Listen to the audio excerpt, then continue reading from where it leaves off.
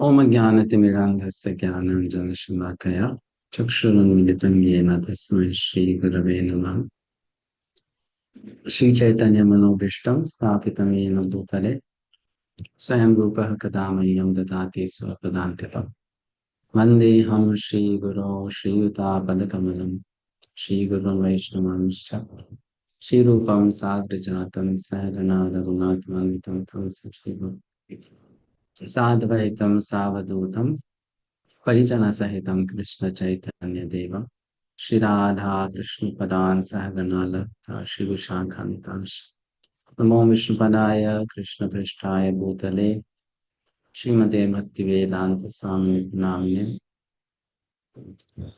Namaste Saraswati Devi Gauravani Charini Nirvishesha Shunyavadi Paschatya Desha Namo Mahavadanyaya Krishna Prempadaya Krishnaya Krishna Chaitanya Namine Gauratushin हे कृष्ण करुणा सिंधु दीन बंधु जगतपते गोपेशा गोपिका कांता राधा कांत नमस्ते तप्त कांचन गौरांगी राधे वृंदावनेश्वरी वृषभानुसुते देवी प्रणमामि हरि हे वाञ्छकल्पतरुभ्यश्च कृपा सिन्धुभ्यैव च पतितानां पावनेभ्यो वैष्णवेभ्यो नमो नमः जय श्री कृष्ण चैतन्य प्रभु Nityanand Shri Advaita Gadadhar शिवासादि गौरभक्तवृंद Hare Krishna, Krishna Krishna, Hare Hare, Hare Rama, Rama Rama, Hare Hare.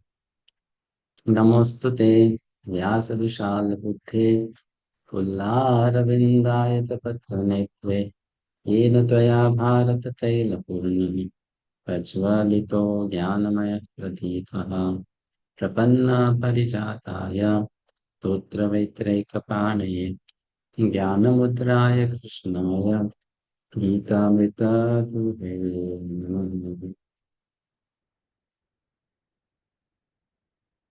we're studying chapter 18 of Bhagavad-gita, almost at the end. Now, in the verses 56 to 66, Lord Krishna is going to talk about devotional service, the conclusive teaching of Bhagavad-gita. And then after that, Bhagavad-gita is just winded up, which will be the last session on the next Sunday. So,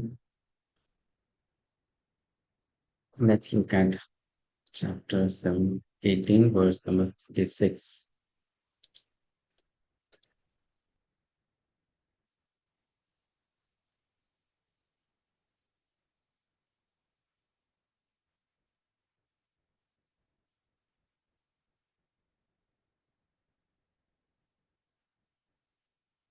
Surrender to Krishna. That's the topic. You surrender to Krishna. And Prabhupada says this is the message of Bhagavad Gita as it is.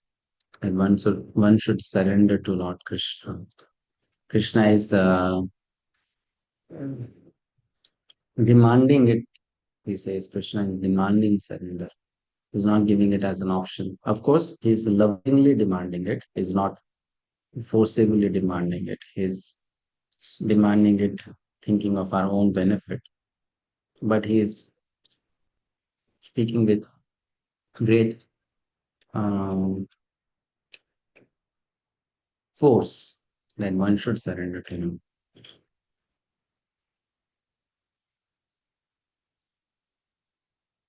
56.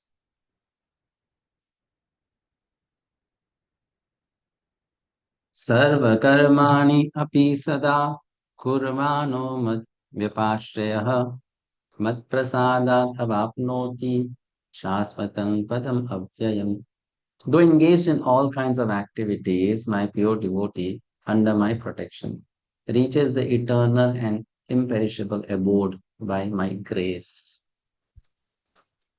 The word mad vyapashraya means under the protection of the Supreme Lord. To be free from material contamination, a pure devotee acts under the direction of the Supreme Lord or his representative, the spiritual master. There is no time limitation for a pure devotee. He is always 24 hours a day, 100% engaged in activities under the direction of the Supreme Lord. To a devotee who is thus engaged in Krishna consciousness, the Lord is very, very kind. In spite of all difficulties, he is eventually placed in the transcendental abode or Krishna Loka. He is guaranteed entrance there. There is no doubt about it. In that supreme abode, there is no change. Everything is eternal, imperishable, and full of knowledge. Chetasa sarva karmani mai sanyasya matparaha buddhi yogam upashritya matchitta satatam bhava.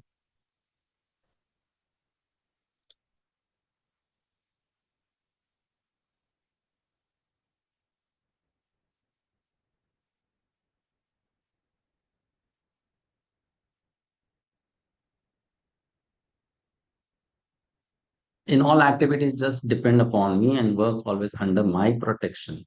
In such devotional service, be fully conscious of me. Hmm. So, in the previous verse, Lord Krishna said, Mad Vyapashrayaha, under my protection. Then what will happen? Mat Prasadat. If you work under Krishna's protection, you get Krishna's mercy. And that's true. You take shelter of anyone in this world, if that person is a gentleman or a gentlewoman, then that person will promise protection. Hmm. Right? So, where do we place ourselves? What shelter do we take? That's most important. Everyone is taken some kind of shelter, sharana. So here Krishna is saying, you take my shelter, accept my shelter, be under my protection. Then I will give you protection. Then I'll give you my mercy. Hmm. I'll give you mercy. Right? In this way, you will attain the imperishable abode. So this is true. This is a good lesson for us to learn. God's grace or Krishna's grace descends upon those who seek his protection in their acts, thoughts, and words. Mhm. And the way of seeking protection is whatever we do, we tell ourselves in our mind that let me do it for Krishna's pleasure. Let me do it the way Krishna wants. And in that way, that work of yours will get Krishna's protection. Mhm. Krishna will help. And that's what Prabhupada explained in the purport also. Hmm. The word Madhyapashreya means under the protection of the Supreme Lord. Hmm. So, what do we need to do to always receive protection from the Supreme Lord?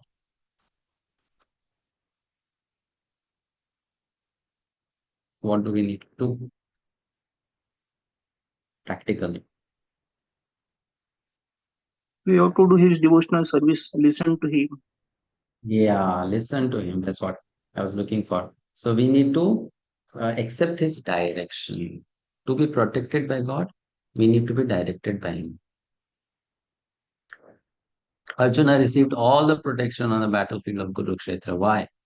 Because he alone accepted complete direction of Krishna on the battlefield of Kurukshetra. Then it becomes Krishna's responsibility to protect him because he is sheltered. He has accepted shelter of Krishna. So this is the point, and Prabhupada says that's pure devotional service. That you accept Krishna's shelter and you allow Krishna to direct you. How do you do that? Just mention here. Sarva karmani kurvano mad vipashraya. Let's read the purport. Deveshro, please read the purport.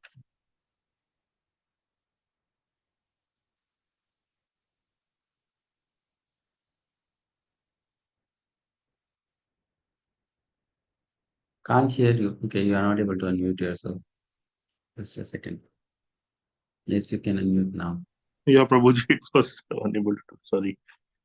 Hare Krishna, Prabhuji. Dhanyavad. When one acts in Krishna consciousness, he does not act as the master of the world. Just like a servant, one should act fully under the direction of the Supreme Lord. A servant has no individual independence. He acts only on the order of the master. A servant acting on behalf of the Supreme Master is unaffected by profit and loss. He simply discharges his duties faithfully in terms of the order of the Lord. Now one may argue that Arjuna was acting under the personal direction of Krishna, but when Krishna is not present, how should one act? If one acts according to the direction of Krishna in this book, as well as under the guidance of the representative of Krishna, then the result will be the same. The Sanskrit word matpara is very important in this verse. It includes that one has no goal in life save and except acting in Krishna consciousness just to satisfy Krishna. And while working in that way, one should think of Krishna only. I have been appointed to discharge this particular duty by Krishna.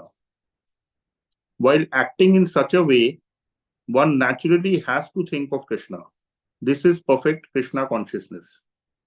One should, however, note that after doing something whimsically, he should not offer the result to the Supreme Lord. That sort of duty is not in the devotional service of Krishna consciousness. One should act according to the order of Krishna. This is a very important point. That order of Krishna comes through disciplic succession from the bona fide spiritual master.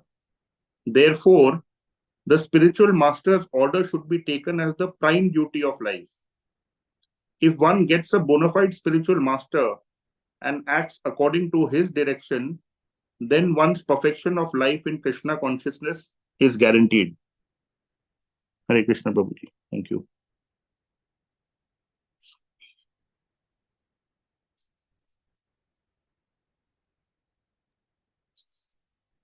Hare Krishna. Thank you. So it is explained here. Mat chetasa sarva karmani mai sanyasya mat paraha mat chittaha satadam bhava.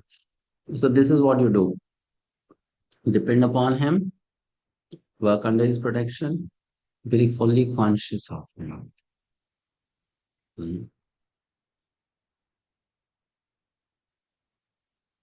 Prabhupada explains that in the book.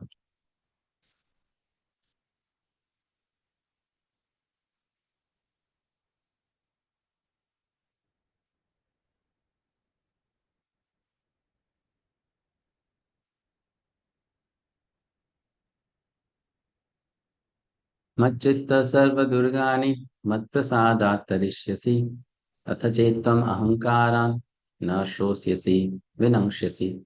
If you become conscious of me, you will pass over all the obstacles of conditional life by my grace. If, however, you do not work in such consciousness, but act through false ego, not hearing me, you will be lost. So this verse talks about the results of both following Krishna and not following Krishna. The first two lines talk about following, the next two lines talk about not following. If you follow Krishna, he says, you'll pass over all the obstacles of conditioned life by my grace. If you become conscious of Krishna. And if you don't, then you work through a false ego, you'll be lost. You'll be lost in what? You'll be lost in so many unnecessary duties that we take over our shoulders, thinking that I am this, I am that, I have to do this, I have to do that. You'll be lost in fulfilling all those duties. Completely lost.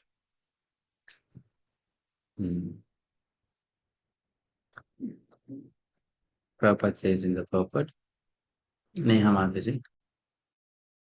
Hare Krishna Prabhuji, Dandavat Pranam.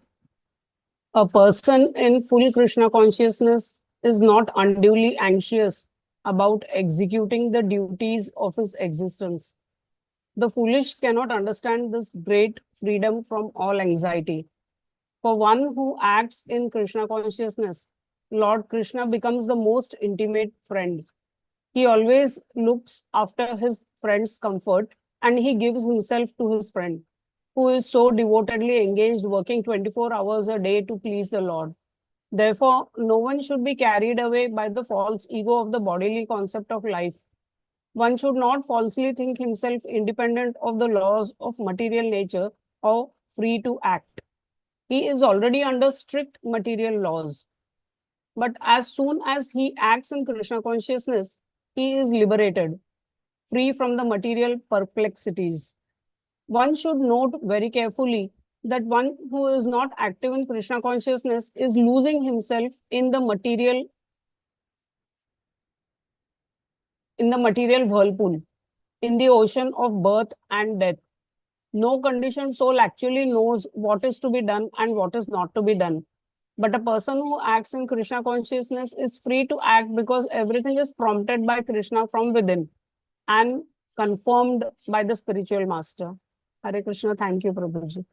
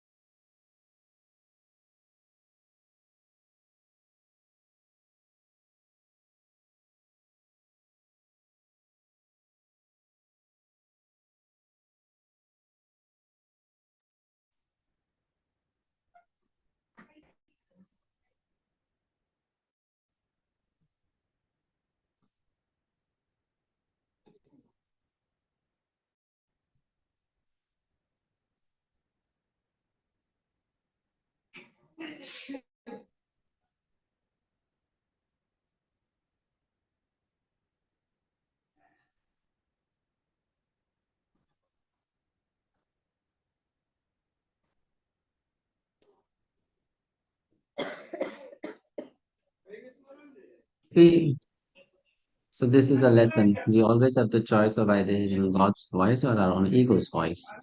Now, here's a question for you all. I mean, just think about it. You see, Krishna is telling Arjuna, you should fight. In the Bhagavad-gita again and again, it's reminding Arjuna that his duty is to fight. However, now Krishna is going to tell something very interesting to Arjuna. What is that? He says, Yad ahankaramashritya na yotsya iti manyase mityesha vyavasayaste prakritistam niyokshati. If you do not act according to my direction and do not fight, then you will be falsely directed. By your nature, you will have to be engaged in warfare. So if Arjuna decides not to fight, though Krishna is telling him, do you think Arjuna will still fight? Yes. Yes, because Krishna is saying you will be forced to fight as per your nature.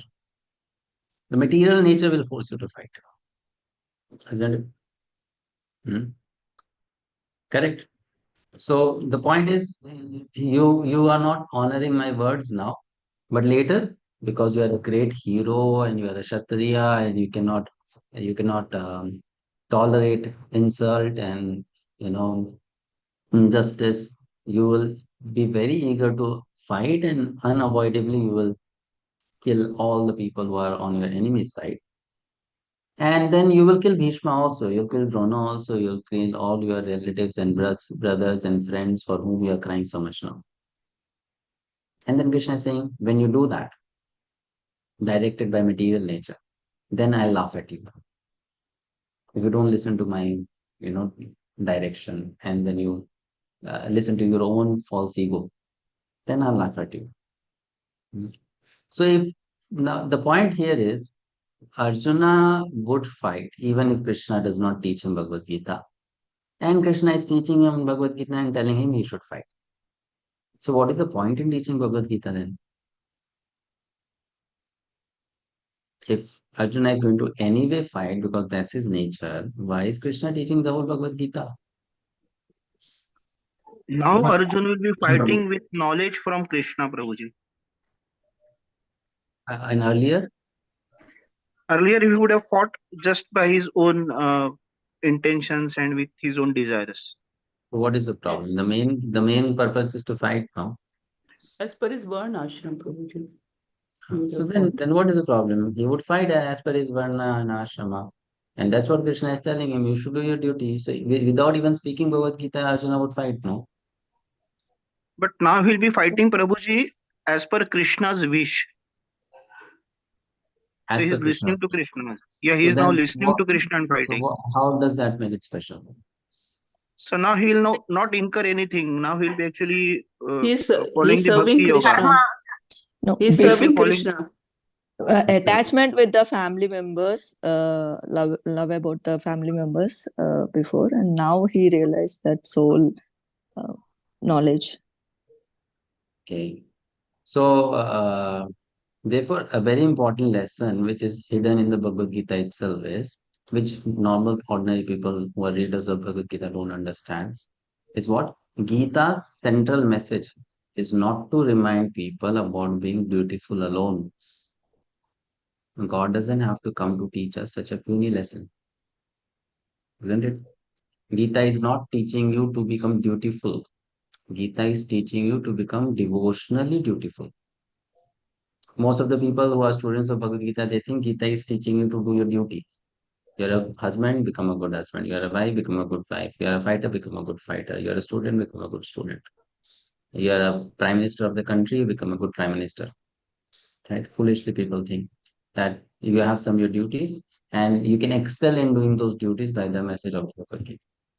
So if you're lost in your material life, what is your duty? You don't understand what you should be not doing and not doing. You study Bhagavad Gita, you'll come to know. It will be very clear. But then that is not the only message that Gita is teaching, because Krishna is telling, as per your nature, you anyway do what you are supposed to do. Hmm. But what is Gita teaching is, you do your duty in a devotional spirit. That's what Gita is teaching is. And Krishna does not come to teach us puny lessons of being beautiful, because I was just thinking about it once. Um, Even a person who doesn't have much sense of dharma, you ask that person, what should I be doing in this situation? This is my duty and this is not my duty. That person will say, do what your duty is. You don't need a great learned person to tell you that, isn't it? Like, for example, I give this very simple example. Someday you're not feeling like going to work, so you skip going to work. Second day also you don't feel like going to work, you skip going to work. Third day also you feel like don't going to work, you skip, you don't go to work. And let's say you are a husband and then your wife complains to you, why are you not working? If you sit at home, nothing will happen. How will we survive? So then, he said, but after all, it's my wish. I don't like to work, so I will not go to work. So the wife says, are you crazy, man? Go ask anyone whether you should go to work or not. So if that person climbs down the stairs and meets anyone on the street and tells that person, for 3 days, I've been sitting at home, uselessly not going to work, and in this way, I'll lose my job. What should I do in this situation? What will that person say? Come on, it's your duty, go to work. So for giving such an advice, does that have person to be very learned? Does that person have to be God? No, Prabhu. No. So it's a very puny thing to tell someone, this is your duty, do it. So Krishna is not coming to teach that to Arjuna. Krishna is not speaking Bhagavad Gita to teach such lessons to Arjuna. Krishna is teaching how to become devotional in one's duties. That's what Krishna is teaching. Right? Devotionally doing your work. That's what Krishna is teaching. People think you just do your duty and that's enough. That's. I mean, you are going to do your duties after studying Bhagavad Gita, and animals are doing their duties without studying Bhagavad Gita. So what's the difference? They don't have to study Bhagavad Gita, and they are doing their duty very nicely. They know at what time to get up, what time to sleep, how much to eat. They don't get constipation problems. They know very well how to live, how to protect, how to. They know everything very well. Right? And then we study Bhagavad Gita to learn something which I must already know. So Krishna has to teach something very high in nature, right? And that's what the main message is. Act with devotion. Duty plus devotion is equal to Krishna consciousness.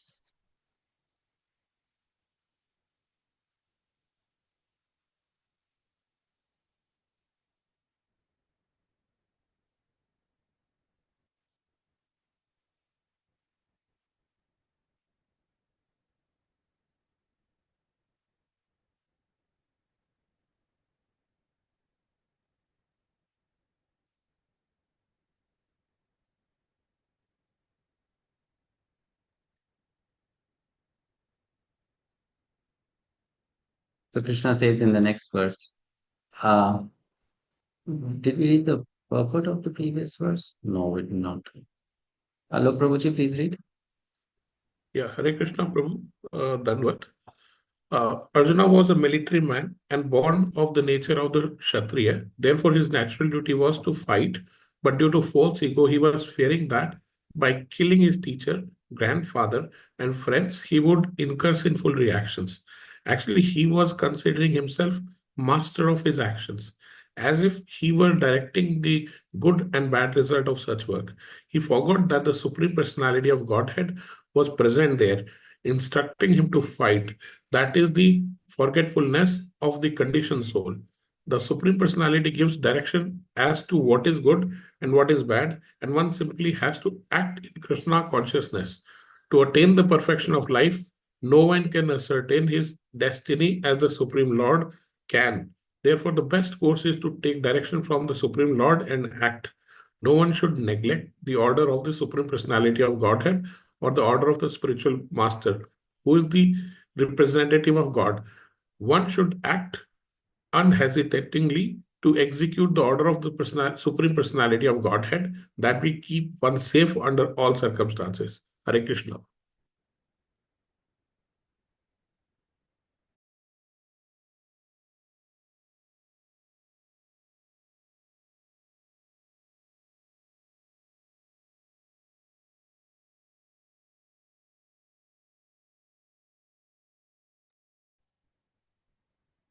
स्वभावजेन कौन्तेय निबद्ध स्वेन कर्मणा कर्तुं न इच्छसि यन्मोहात् करिष्यसि अवशोकि तत्. Under delusion, you are now declining to act according to my direction. But compelled by the work born of your own nature, you will act all the same. O son of Kunti. Kunagrai Kanakuru.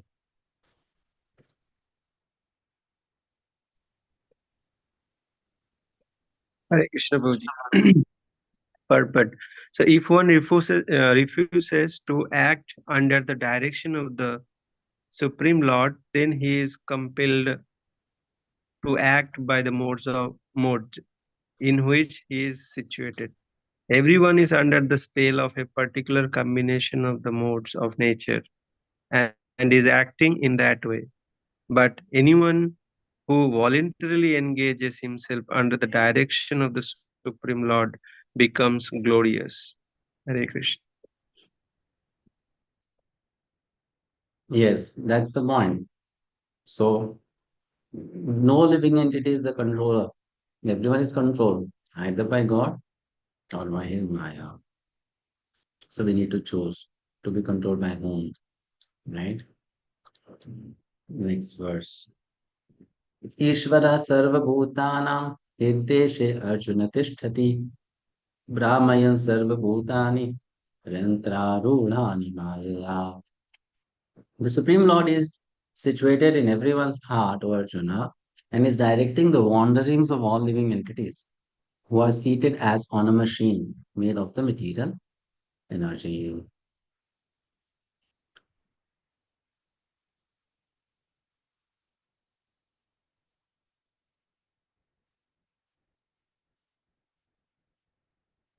Let's read the purport. Sarvadev Kirimeritu. Hare Krishna Prabhu. Purport. Arjuna was not the supreme knower, and his decision to fight or not to fight was confined to his limited discretion. Lord Krishna instructed that the individual is not all in all. The Supreme Personality of Godhead, or He Himself, Krishna, as the localized super soul, sits in the heart, directing the living being. After changing the bodies, the living entity forgets his past deeds, but the super soul, as the knower of the past, present, and future, remains the witness of all his activities. Therefore, all the activities of living entities are directed by this super soul. The living entity gets what he deserves and he is carried by the material body, which is created in the material energy under the direction of the super soul. As soon as a living entity is placed in a particular type of body, he has to work under the spell of bodily situation. A person seated in high-speed motor car goes faster than one seated in a slower car. though the living entities, the drivers may be the same. Similarly, by the order of the super soul, material nature fashions a particular type of body to a particular type of living entity so that he may work according to his past desires.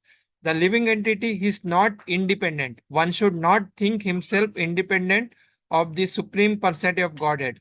The individual is always under the Lord's control. Therefore, one's duty is surrendered, and that is injection of the next verse. Hare Krishna, Prabhu. Hare Krishna. So you see, in both ways, one is controlled by Krishna only. But in one case, you directly listen to Krishna, or in another case, you listen to Krishna's material energy. Right? That's the case. And that's what a jiva, a conditioned soul, uh, foolishly does. What is the mistake that we do? Instead of listening to the direct statements and instructions of Krishna, we continue to listen to our foolish mind, being conditioned by the three modes, you know. And that's what always puts us in trouble. And then later on, we repent. Why did I listen to my mind? Why did I put myself in trouble again? Why did I spoil my life? Why did I waste my time? Hmm. Why did I not do what I was supposed to do? I lost the opportunity that Krishna gave me. So in that way, a conditioned soul laments. Only if that conditioned soul comes to mode of goodness.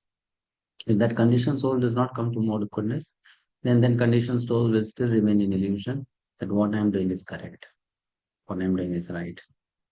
No, it's not wrong. It is fine. It's okay. It's okay. It's acceptable. This is my duty after all. So in this way, the mind cheats the jiva, and the jiva thinks I'm I'm free, I'm controller, but no, it's the material nature forcing us to behave in that way. Or you can say our own past karma, which is making the noose around our neck. um,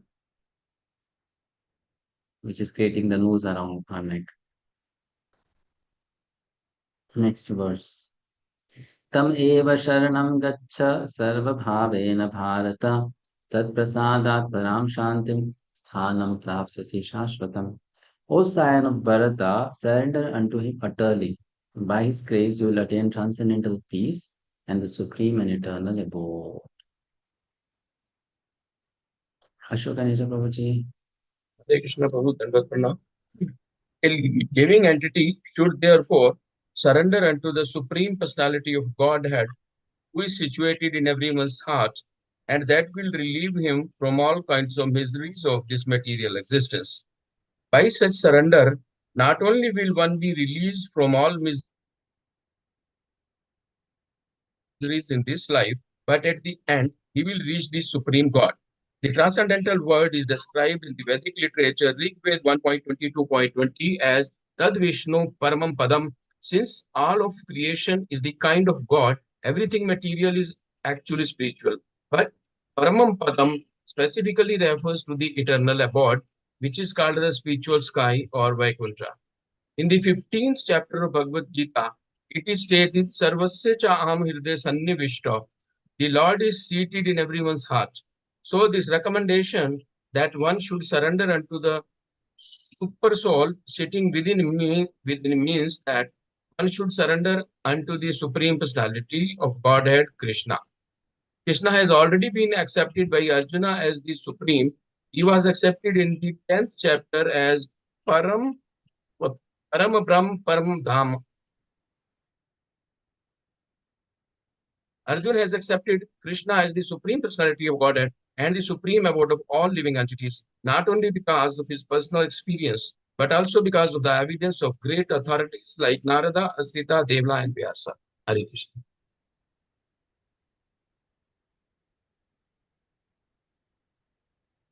Prabhuji, Yes. one clarification. In para number 2 of first, it is stated everything material is actually spiritual. Can we take it that everything is spiritual, but we are in conditioned life, so everything appears to be material to us? Is this the interpretation? Yes, Prabhu. Oh,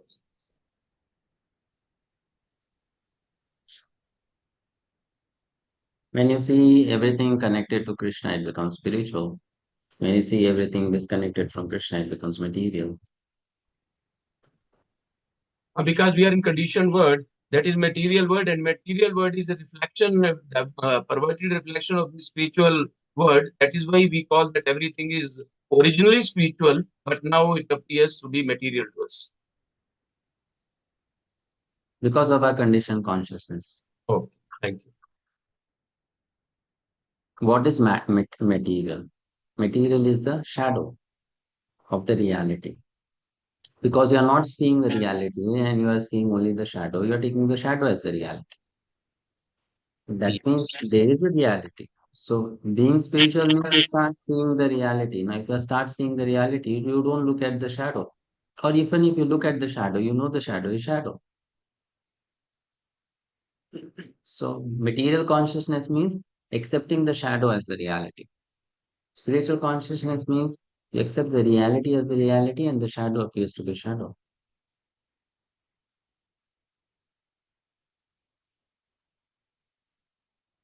So there is nothing material because if you see the shadow, you also see the reality. If you are spiritually conscious, you don't just see the shadow. You see both together. Thank you. Next verse. Hare Krishna, Prabhu. Yes, Prabhu. Prabhu, few verses Krishna says, surrender unto me, like that he is saying. Few verses he says, to him. Why it is so?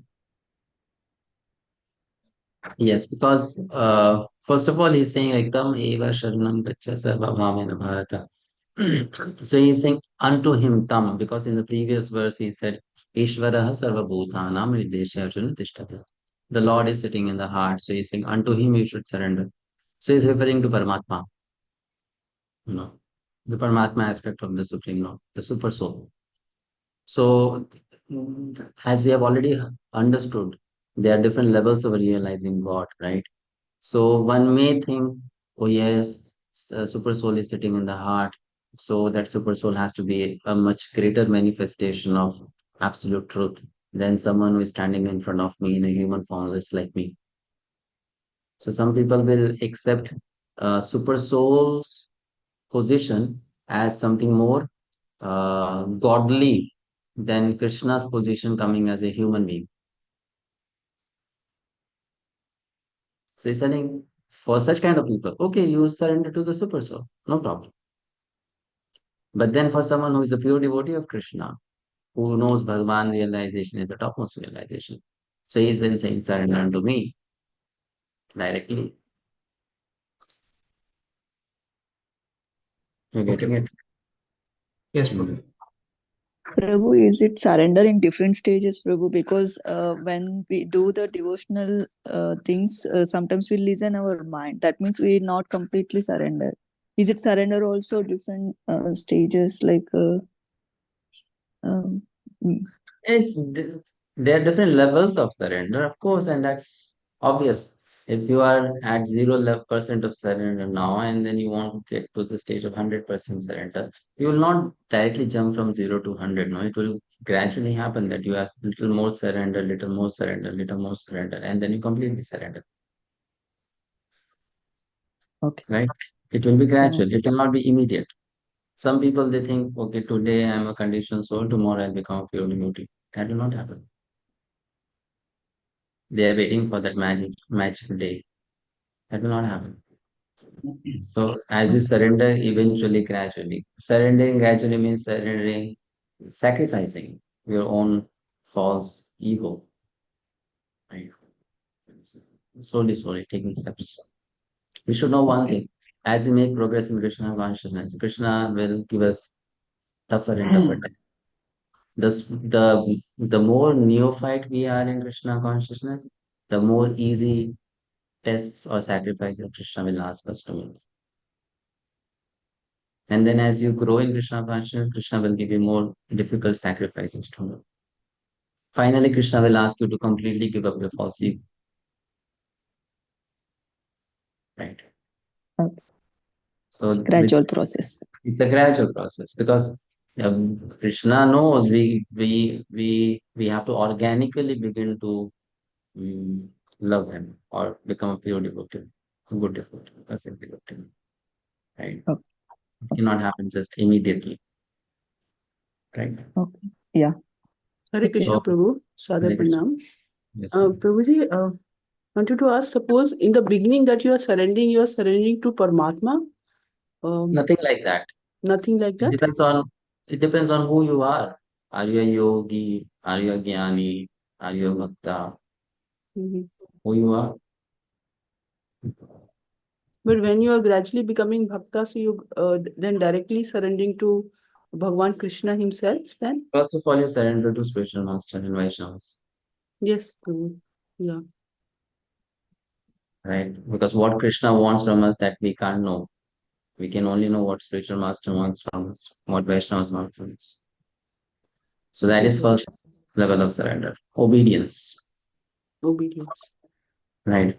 To Guru and Vaishnavas, to senior devotees, to our authorities. That's first level of surrender. And it's easy to think I am surrendered, but actually it's not that easy to surrender. It's easy to think I'm a surrendered devotee, I'm a good devotee, I'm a nice devotee. It's very easy to think so. If the very simple way to measure what kind of devotee we are is to constantly check whether our thoughts are thoughts for sense gratification or thoughts for pure service to Krishna and Guru.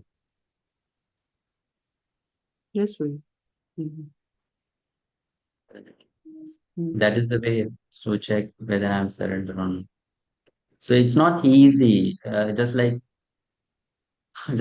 we can't control our mind. Our mind wanders so many times in different directions when you're chanting the holy name, and we struggle to keep the mind on one thing.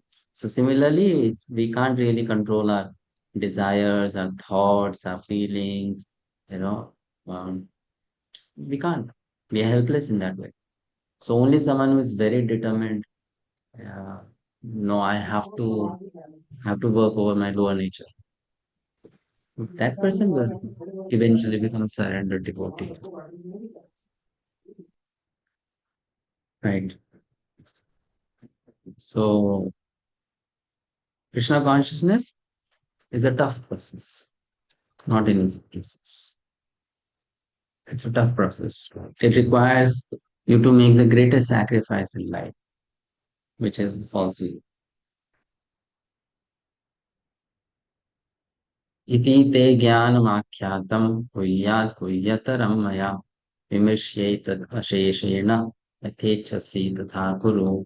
Thus I have explained to you knowledge still more confidential. Deliberate on this fully and then do what you wish to do. So then Krishna is putting the ball in Arjuna's court and he's saying, I have told you everything. I have given you the most confidential of confidential knowledge. And now you decide what you want to do, Arjuna. Yatha ichchati tatha kuru. You decide what you wish to do. So we should know one thing that Krishna is not teaching Arjuna the way mother spoon feeds the child. No, he's telling Arjuna, be responsible for all your decisions in life. Right? Some people, they are so foolish actually in nature. And they have done the mistake, then they will say, oh, I'm sorry.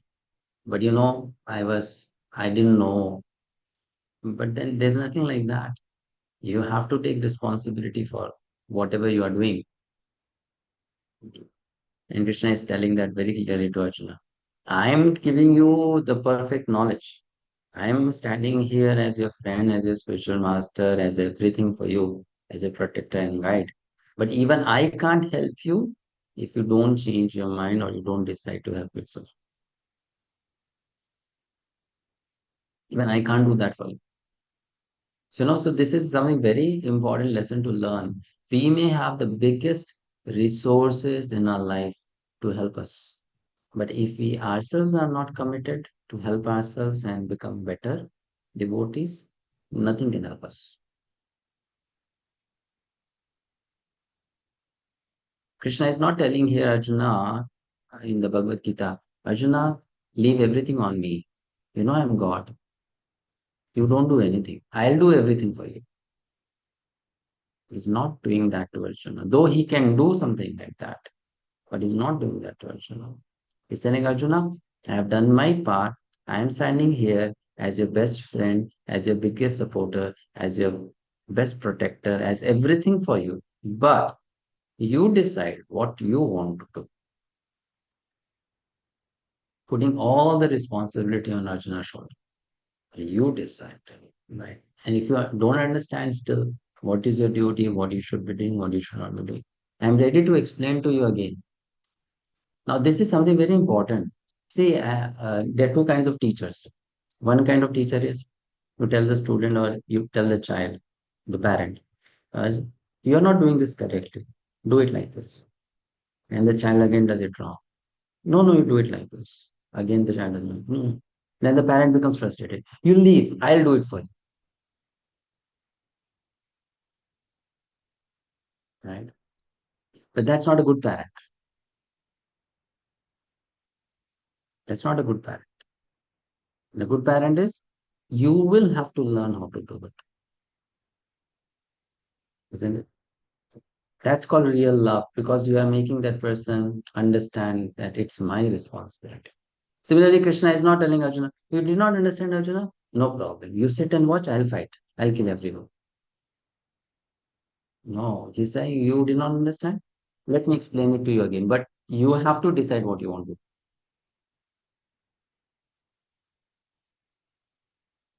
do. Good. Making it very clear question. So you have to decide. And this is something very good about even Srila Prabhupada as a spiritual master. If you study the life of Srila Prabhupada, the way he dealt with his disciples, you'll notice one thing.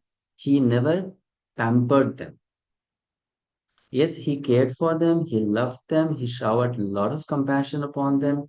He behaved like a father and mother and a friend, everything, but he never pampered them. He made it very sure for them to understand this is your life. Here I'm giving you a chance, an opportunity. Now you decide what you want to do with it. Isn't it? You decide.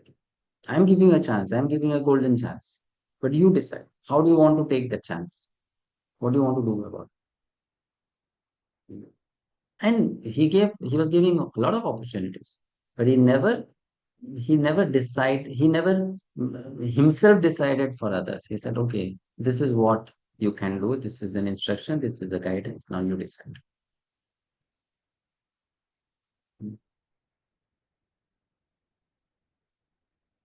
Very important lesson. So Krishna is doing the same to Arjuna. No? Arjuna, you do what you wish to do. And such instructions are for those people who are strong-minded, who don't need a crutch or a support. It itself is a big support if someone is there to do, what not to do. What more support do you want? Right? Krishna is there telling this is what you are supposed to do.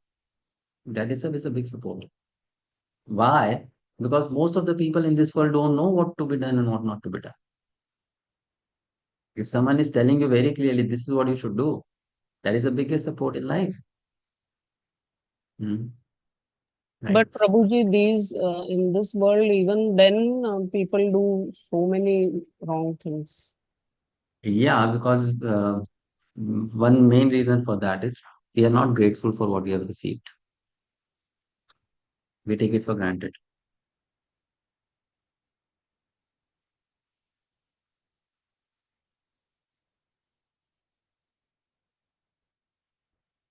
So we don't work on what we get, no? We take it for granted. It's okay, no problem. It's fine. I'll get another chance. I'll get another opportunity in future. We don't take it for seriously. So that's why we don't change because we know that saying in English, time and tide waits for none. So a chance to change or a chance to become a better devotee, a chance to evolve in Krishna consciousness. Let's not think that those waves of opportunity will come again and again in life. Right? If by your good fortune you got a wave, now it depends on you whether you lose that wave or you ride on that wave.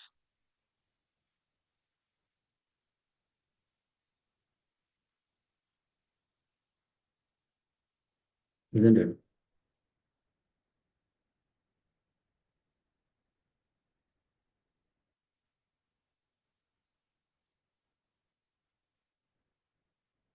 Like, for example, all of us, we got an opportunity to become Krishna conscious. What if we did not accept that opportunity?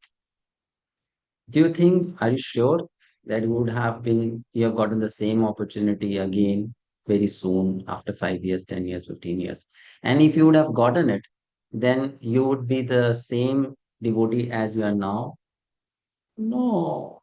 If you would have lost that opportunity, so far we would have ruined our life more. Is it? We would have ruined our life much more if we would have lost that opportunity.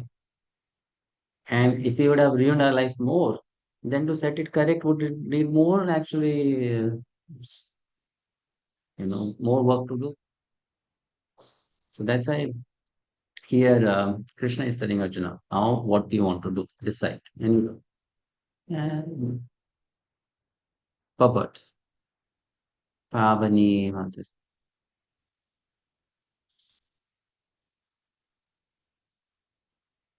Not there. Okay, there. Prabhuji. Hare Please Krishna, do. Dharam Prabhuji. Purport by Jivendra Shri Prabhupada, Jai Shri Prabhupada. The Lord has already explained to Arjuna the knowledge of Brahma Bhuta. One who is in the Brahma Bhuta condition is joyful. He never laments, nor does he desire anything. This is due to confidential knowledge. Krishna also discloses knowledge of the Super Soul. This is also Brahman knowledge of Brahman, but it is superior. Here the words Yatechasi tata kuru, as you like you may act, indicate that God does not interfere with the little independence of the living entity. In Bhagavad-gita, the Lord has explained in all respects how one can elevate his living condition. The best advice imparted to Arjuna is to surrender unto the super soul seated within his heart. By right discrimination, one should agree to act according to the order of the super soul. That will help one become situated constantly in Krishna consciousness, the highest perfection stage of human life. Arjuna is being directly ordered by the personality of Godhead to fight. Surrender to the Supreme Personality of Godhead is in the best interest of the living entities. It is not for the interest of the Supreme. Before surrendering, one is free to deliberate on this subject as far as the intelligence goes. That is the best way to accept the instruction of the Supreme Personality of Godhead. Such instruction comes also through the spiritual master, the bona fide representative of Krishna. Hare Krishna Prabhupada.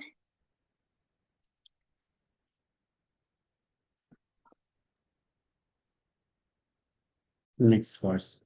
Sarvaguhyatamam bhuya Shrino me paramam vachaha ishtosi me dridamiti tato bhakshyami dehitam. Because you are my very dear friend, I am speaking to you my supreme instruction, the most confidential knowledge of all. Hear this from me, for it is for your own benefit. So, it's something like that Krishna told Arjuna. Arjuna, I told you everything, now you decide what you want to do. And it seems that Arjuna was still confused. I don't know what I am supposed to do. You have told me so many things. What should I do? So then Krishna is kind of summarizing everything for Arjuna. Let me make it very clear for you. I'll tell you in just one statement what you are supposed to do. So, in 2 verses, he completely summarizes everything, the entire message of Bhagavad-gita in 1865 and 1866. He says, that's all. If you know this, if you do this, then you have understood the Bhagavad-gita. So in the purport, Prabhupada explains what that confidential knowledge Krishna is going to talk about, the essence of everything. Nagarajan. Hare Krishna. The Lord has given Arjuna knowledge that is confidential, knowledge of Brahman, and still more confidential, knowledge of the super soul within everyone's heart. And now he is giving the most confidential part of knowledge. Just surrender unto the Supreme Personality of Godhead. At the end of the 9th chapter, he has said, man manaha. Just always think of me. The same instruction is repeated here to stress the essence of the teachings of Bhagavad Gita. This essence not understood by a common man, but by one who is actually very dear to Krishna, a pure devotee of Krishna. This is the most important instruction in all Vedic literature.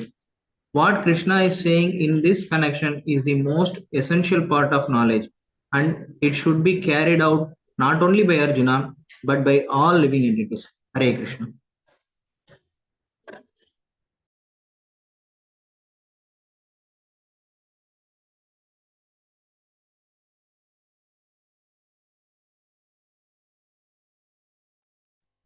मन मना भव मद भक्तो मद्याजी माम नमस्कुरु मम एवेष्यसि सत्यम ते प्रतिजाने प्रियोसि मे. Repetition of the verse. It came in 9.34 as well. The first four things, four instructions. Always think of me, man mana, mad bhaktaha, become my devotee. Worship me, mad yaji, mam namaskuru, and offer your homage unto me. Thus you will come to me without fail. I promise you this because you are my very dear friend. So when Krishna is saying unto me, Krishna is referring to his two-armed form as the Supreme Personality of Godhead. Srinath Thakur says he's not talking about the universal form with thousands of heads. He's not talking about the Paramatma form. He's not talking about Nrsimhadev. He's not talking about Varahadev.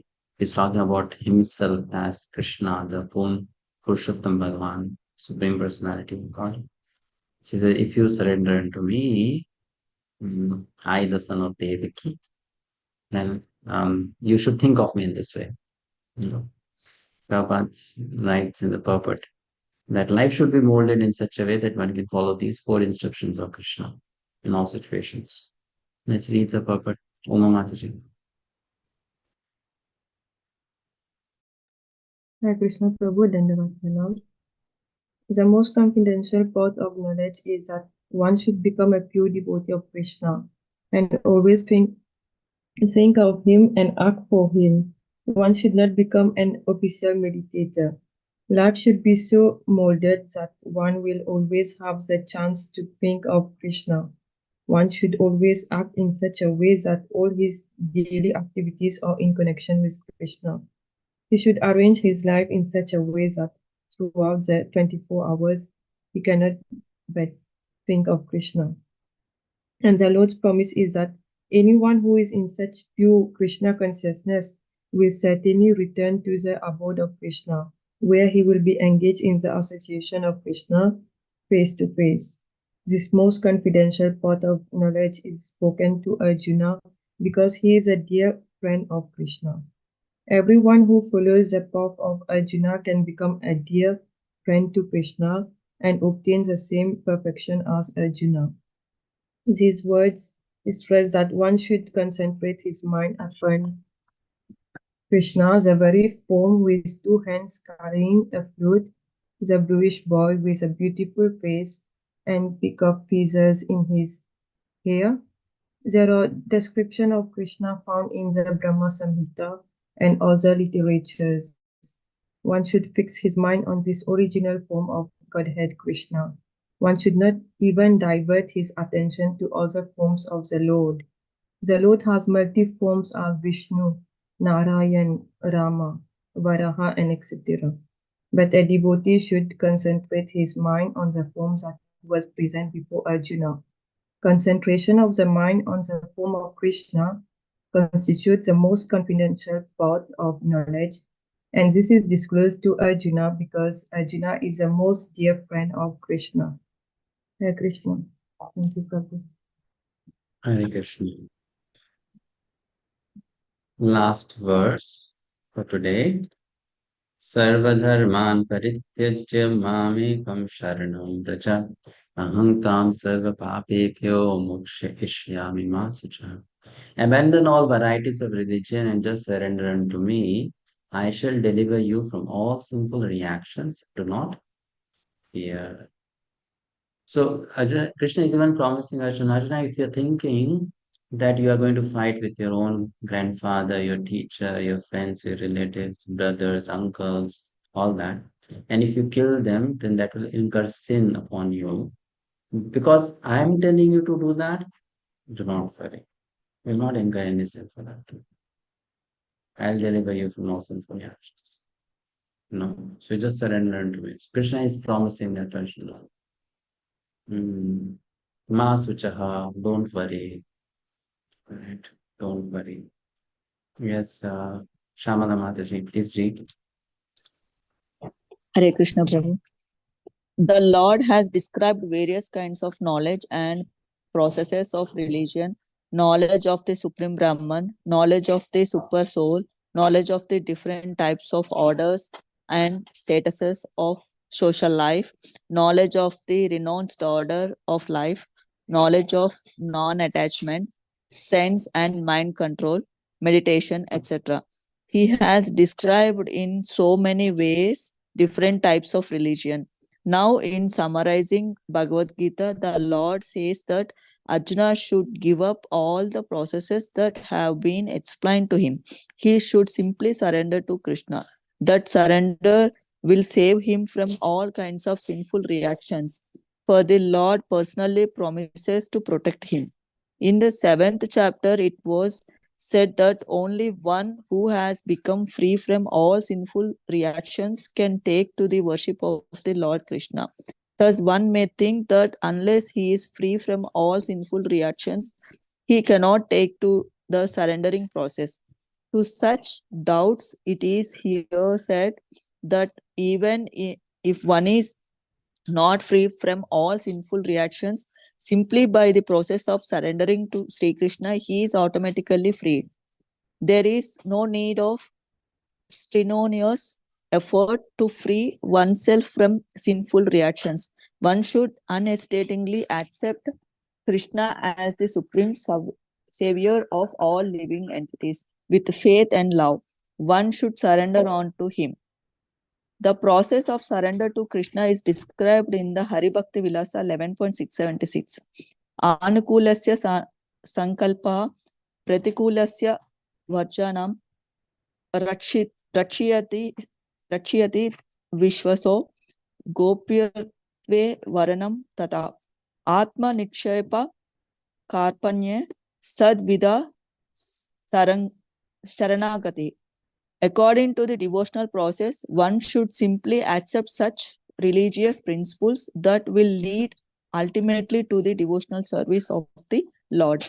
One may perform a particular occupational duty according to his position in the social order, but if by executing his duty one does not come to the point of Krishna consciousness, all his activities are in vain. Anything that does not lead to the perfectional stage of Krishna consciousness should be avoided. One should be confident that in all circumstances, Krishna will protect him from all difficulties. There is no need of thinking how one should keep the body and soul together. Krishna will see to that one should always think himself helpless and should consider Krishna the only basis for his progress in life. As soon as one seriously engages himself in devotional service to the Lord in full Krishna consciousness, at once he becomes freed from all contamination of material nature. There are different processes of religion and purificatory processes. By cultivation of knowledge, meditation in the mystic yoga system, etc. But one who surrenders on to Krishna does not have to execute so many methods. That simple surrender on to Krishna will save him from unnecessarily wasting time. One can thus make all progress at once and be freed from all sinful reactions. One should be attracted by the beautiful vision of Krishna. His name is Krishna because he is all attractive. One who becomes attracted by the beautiful, all-powerful, omnipotent vision of Krishna is fortunate. There are different kinds of transcendentalists. Some of them are attached to the impersonal Brahman vision. Some of them are attracted by the super soul future, etc. But one who is attracted to the personal future of the Supreme Personality of Godhead, and above all, one is attracted by the Supreme Personality of Godhead as Krishna himself. He is the most perfect transcendentalist. In other words, devotional service to Krishna in full consciousness is the most confidential part of knowledge, and this is the essence of the whole Bhagavad-gita. Karma yogis, empiric philosophers, mystics, and devotees are all called transcendentalists, but one who is a pure devotee is the best of all. The particular words used here, ma suchaha, do not fear, don't hesitate, don't worry, are very significant. One may be perplexed as to how one can give up all kinds of religious forms and simply surrender onto Krishna. But such worry is useless. Hare Krishna. Hare Krishna. Any questions or comments? Hare Krishna Prabhuji. Earlier you mentioned Krishna consciousness is a tough process, but we see in Prabhupada's purport in Bhagavad-gita and also in Srimad Bhagavatam, I see so many cases mention the process is simple and easy compared with other passes. So how can we understand this conflict? Sorry, I didn't get your question. How shall we understand this conflict? Because one way is tough when we want to progress further, and one way Prabhupada is saying that this process, Krishna consciousness, is simple and easy. It's simple and easy compared to other processes. But in itself, it's not easy. It's simple and easy compared to other processes. But in itself, that goal is not easily achieved. And also Prabhupada has said this, it is simple for the simple heart, difficult for the crooked hearted. So it is simple, but not that simple. It's not like it's not that simple that one may think I can do anything and everything and I'll become a good Krishna conscious devotee. It's not that simple. It needs certain amount of seriousness in a person to become a good devotee. Okay, understood. Thank you, Prabhuji. At least I can tell you something. It's not for those people who take life not seriously.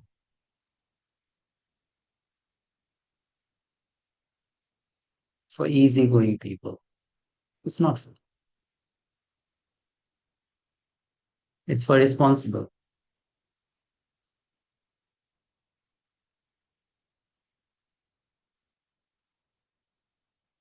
Someone who has a little sense of responsibility, value of time, thinking about the future. I mean, that much seriousness one should have. And and you don't find such serious people also much in Kali Yuga. You know, Kali Yuga people are most of the time they want fun and party and all that stuff, enjoyment, entertainment. Now let us think about it. If people can spend their entire day watching television, do you think they're serious people? What are you getting by just watching television or just by doing all those, petty things that people do these days, going to mall, spending hours and hours just window shopping, you know, is that seriousness? Quibbling and quarreling for petty things in life, not serious. So that little seriousness is definitely required in becoming a good devotee, knowing purpose of life, knowing the value of time.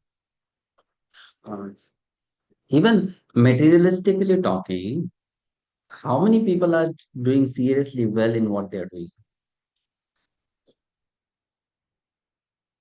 if we are not talking about spiritual ambitions or spiritual pursuits. Let's talk about material pursuits in life.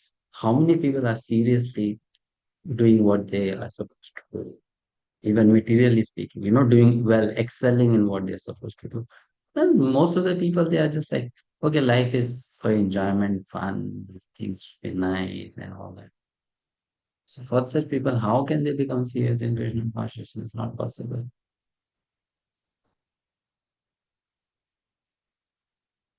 Prabhupada says, no, it's a war with Maya. I'm sure the battlefield is not an entertainment ground.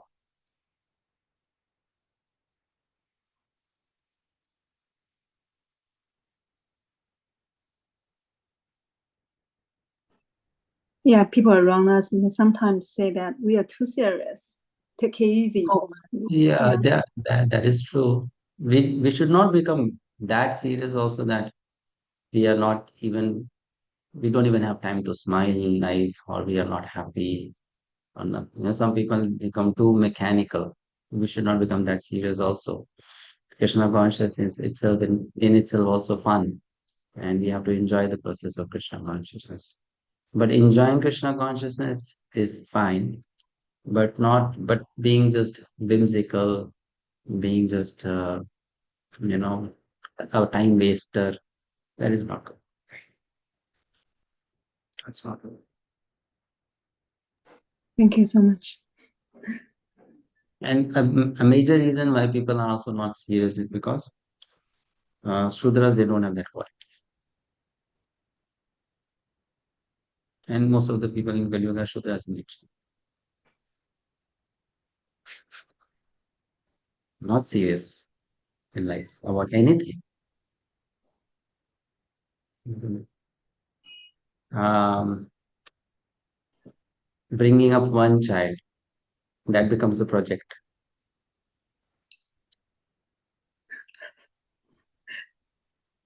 20 years project. One child you bring up in life, big project. And that also not that you're making that child a Krishna conscious devotee. I'm not talking about devotee parents, non-devotees. One child, two children. That's a project for them. Right.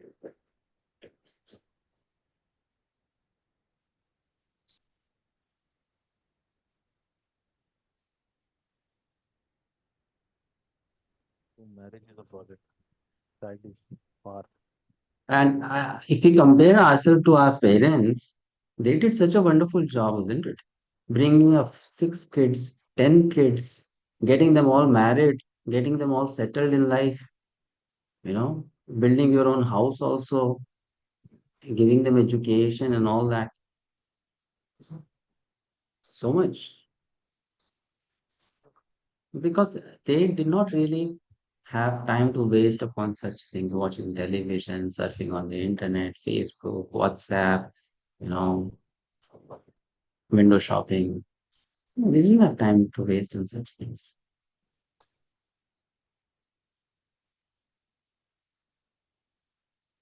Mm, right? Okay. Paramgati, you had a question or comment?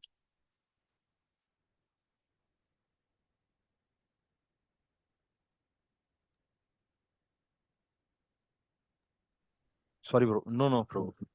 Thank you. Yeah. Hare Krishna, Prabhu. Others also have hands up. Is that for a question or for reading? Yes. So please raise your hand if you want to ask a question. Usha Mataji. Hare Krishna, Prabhuji. Sorry for now.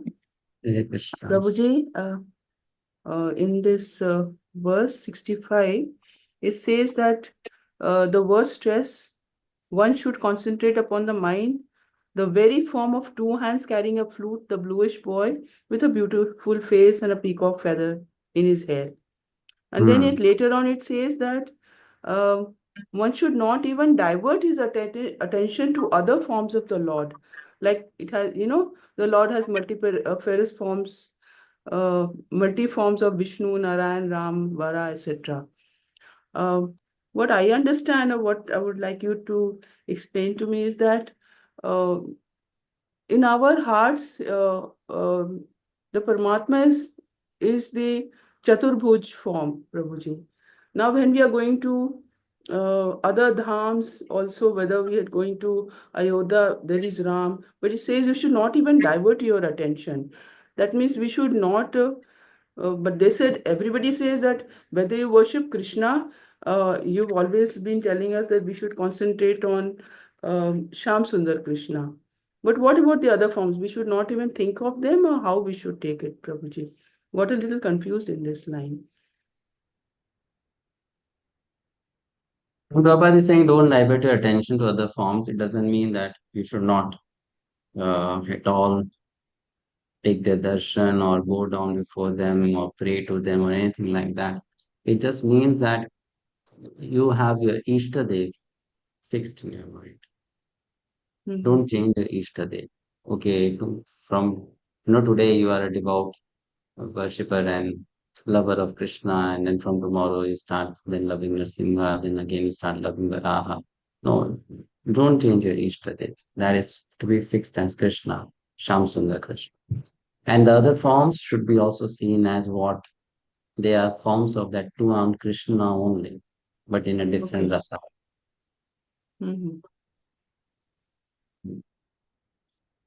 So that understanding has to be there. Because just like I'm telling you, if someone is a devout worshipper of Narsinga, he'll see all the other forms as related to Narsinga.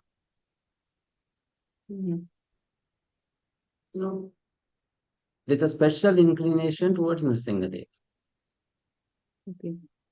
Like for example, Hanumanji, he is the devout worshipper of Lord Ramachandra. So even in Krishna, he is going to see Lord Ramachandra.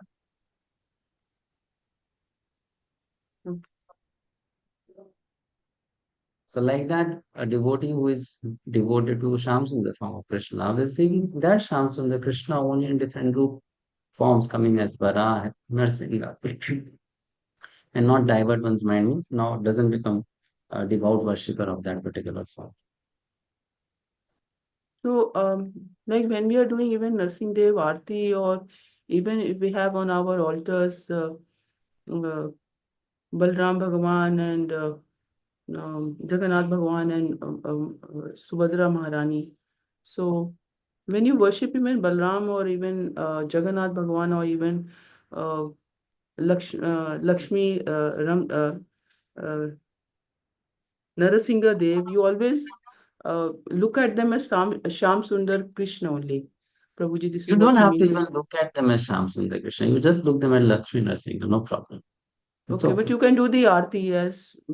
Yeah, you look at them as Lakshmi Narsinga only, but in your understanding, it should be very clear that is Lakshmi Narsinga is coming from Krishna, who is my Ishtadev. Okay. Okay. Thank you. Thank you.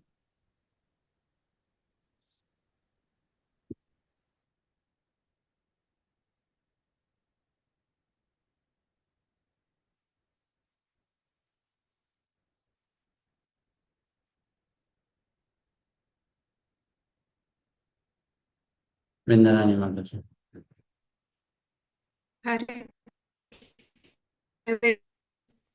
In the verse 1866, Krishna says that he will protect the one who surrenders unto him, he will protect him from sinful reactions. And in the verse 1847, it is said that the person that performs prescribed duty is not affected by sinful reaction. So one may think, why should I surrender to Krishna to be free from sinful reactions? What is the difference? Yes, that is true. But then that's what Krishna is telling. You do your prescribed duties and you offer the results to me. It's the same thing, when he's saying surrender unto me.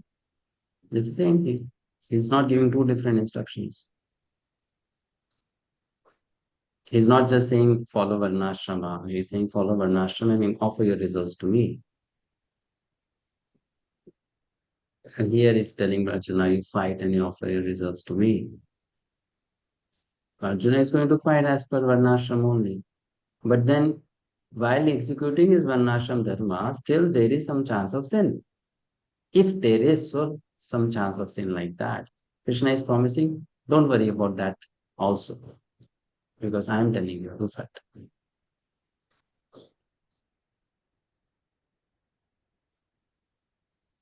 Right.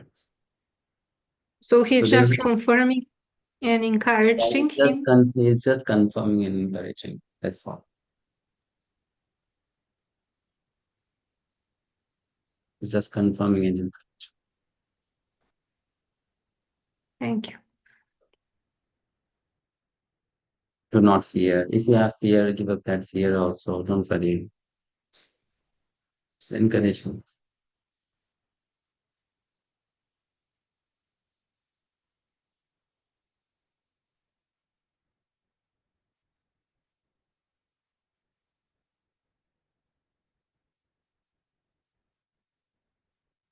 It's like if there is a child ready to jump from a height, and if the child jumps, because the child is strong, the child not get hurt. So you tell the child, you jump. And let's say if there is some chance that you will fall down and will hurt yourself, I'm ready to catch you. So that's just an assurance. Do not worry. I know you'll not get hurt. But if you think you'll get hurt, I'm there to catch you. So Krishna is saying, Sarva Dharman Parityaja Mamekam Sharanam Vraja. Now, if you do Sarva Dharman Parityaja and Mamekam Sharanam Vraja, where is the question of sin at all? There's no question of sin. But then he's saying, even if you think that there will be some sin involved, don't worry. I will relieve you from all sinful actions.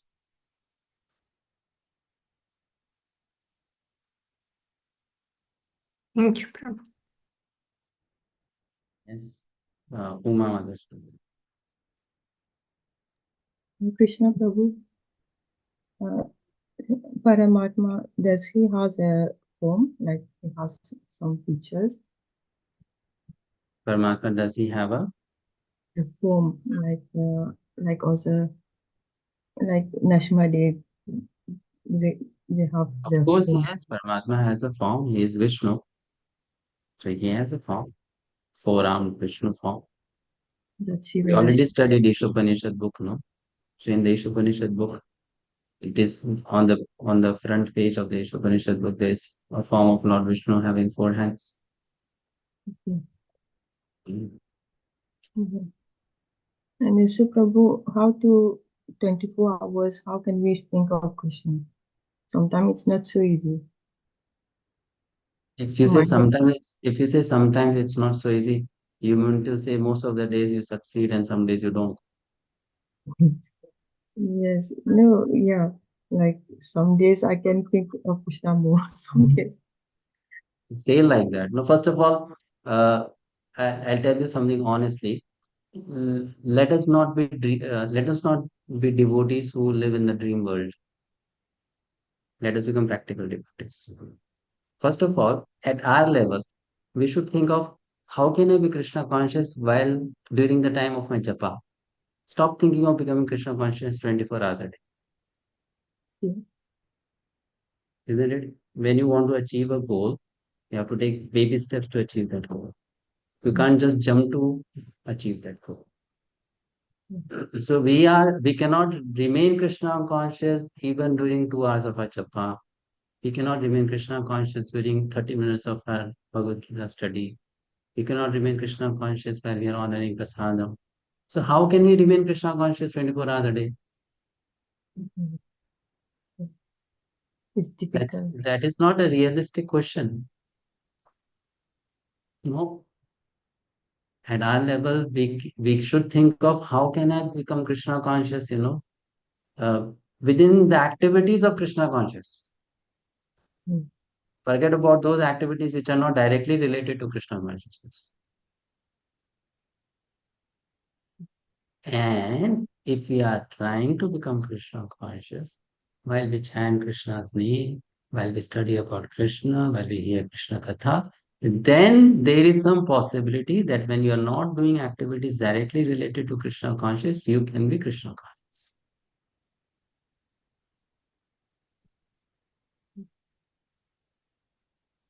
But if you think, how can I be Krishna conscious 24 hours a day? Forget it. Then we'll never be Krishna conscious. Yes. That's true. That's it. Yes. So we have to be very realistic in our approach in our Krishna consciousness.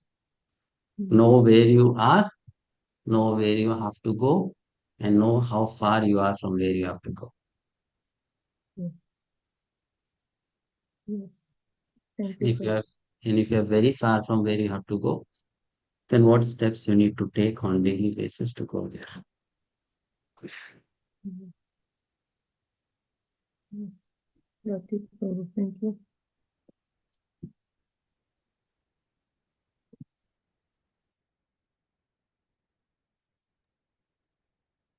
Hare Hare Krishna, Krishna. Prabhu.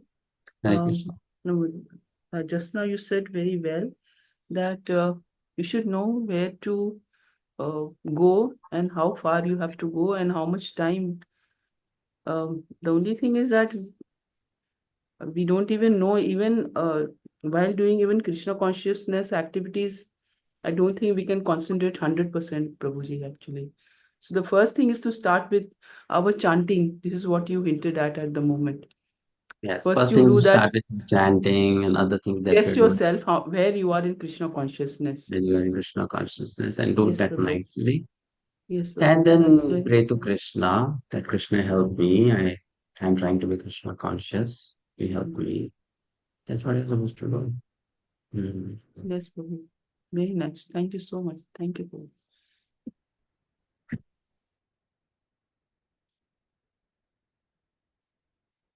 And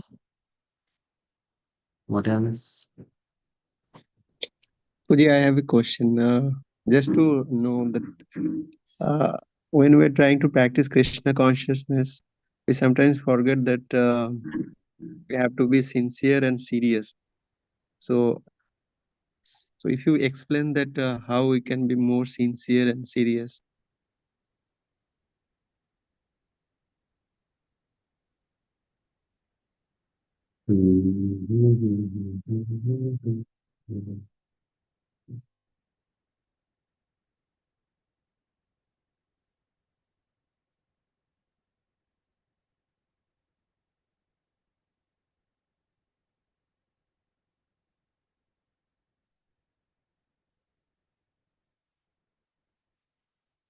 How can we be more sincere and serious?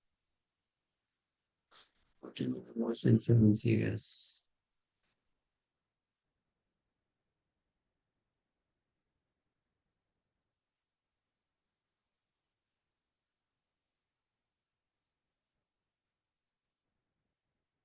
Well, one way of doing that can be that if you really understand what Krishna consciousness is offering to you, then to ask yourself, are you putting sincere efforts and the required amount of efforts to get that?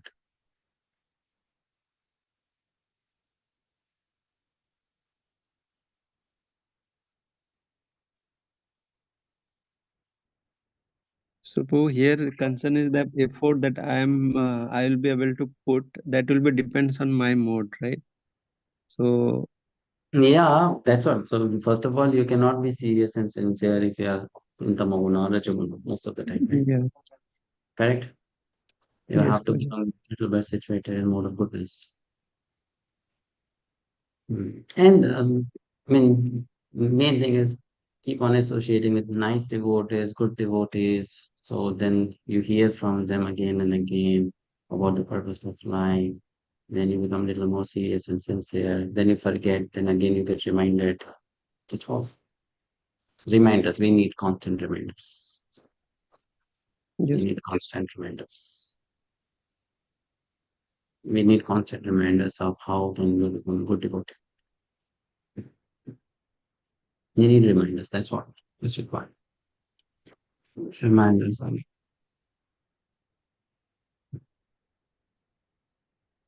okay, Puji, thank you. So we stop here.